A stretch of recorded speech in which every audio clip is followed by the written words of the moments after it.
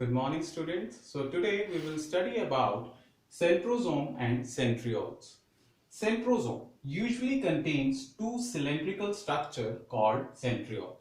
Centriole is having two important parts. First, that is hub. Second, spokes. They both are made up of proteins. Got it? They both are made up of proteins.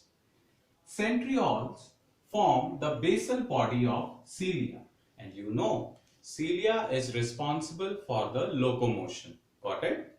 Then we are having the nucleus. Nucleus first described by Robert Brown in 1831. Now we will see the diagram.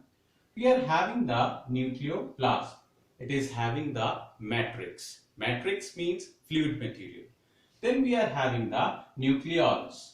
That is basically having the chromatin fibers, which are basically the chromosomes which are in condensed form. Then we are having the nuclear pore, which is a minute pore. Then we are having the nuclear membrane, which is the outer membrane of the nucleus. Got it?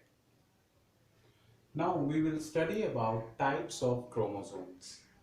Every chromosome has a centromere. Based on the position of centromere, the chromosomes are of 4 types. How many types? 4 types. Now we will see. First type is the metacentric, where the centromere is present at the center. Got it? And arms are here. Got it? Then we are having the next type, that is submetacentric, where centromere is present at this position. Got it? Then we are having the acrocentric. Here the centromere is having the upper position. Got it? Then we are having the telocentric, where the centromere is present at the top. Got it? Now basically this is how we are having the 4 types of chromosomes. Microbodies.